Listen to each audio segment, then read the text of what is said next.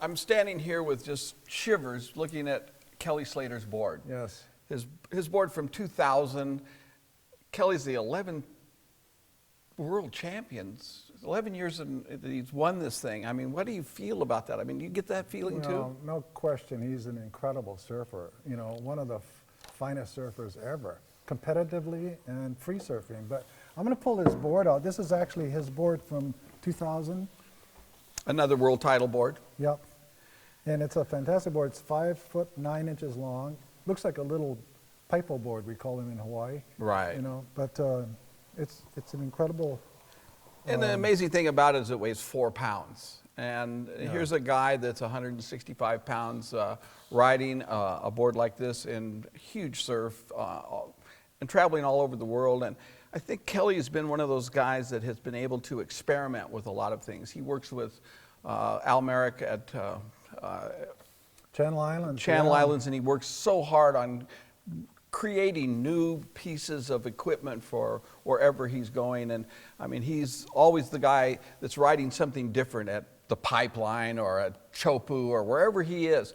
And I mean, it's amazing to look at this and see that this guy, Kelly Slater, 11-time world champion. Well, this is where the sport has come, you know, from these long, solid wood boards that, you know, were at least 10 to 11, some cases 12 feet long, to this little board, and they're even shorter now. But what's unique about this board is, unlike the longer boards, you know, the wax goes up to here, which is probably maybe 4 foot 8 inches, but the board is really ridden all the way back, you know, towards the back end really, and it's amazing to think that you don't walk up and down on the board like we used to, you know, right, on these longer boards. So it's a whole different style of surfing that you have to incorporate when you're riding a short board like this. This is the amazing side of the evolution of surfing, that this is what it's come to, and we didn't know back then. So we rode what was available. We were riding what was just there. And now they've come to this point now where they ride these boards. They don't need to ride. They ride them at Waimea Bay. I know. The acrobatics that you can get away with a board like this, though, because of its weight being so light and it's so sensitive, you know, if you just lean just a hair to the left, the board's going to react instantly. Well, Kelly's been really good at getting the development of the aerials. I mean, this guy flies through the air, and you know, if we saw what happened at San Francisco, the time is running out. It's the last part of this heat, and he busts this huge air and wins the contest. Yeah, no kidding. And it just was amazing. It's really phenomenal what they're doing now, and especially Kelly. So this is really a testament to modern surfing right here. Well, I think that as much as Duke did to bring the sport forward to the public, Kelly has advanced the sport to a point where they're talking about putting him on the cover of SI. I know I actually voted for him to have a cover on Sports Illustrated.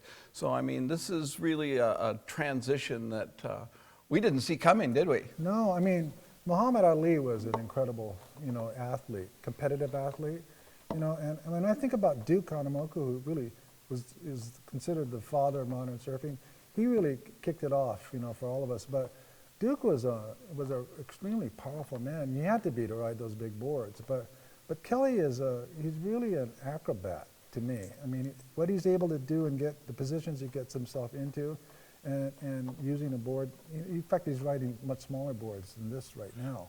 Right, he is, and he's down to 511s, and he's riding quad fins rather than a tri-fin. So he's made some advances, and he's put together products for himself that I guess is changing and revolutionizing his surfing as well as surfing period. Yeah, totally, but you know, one good thing is that they cost a lot less now, because you're using a lot less product. Well, but you see, you have to have one for each foot now. Yes. Or maybe 10 of them in the car. Yeah. But we have to say that Kelly Slater is probably the epitome of surfing right now. He is Mr. Surf.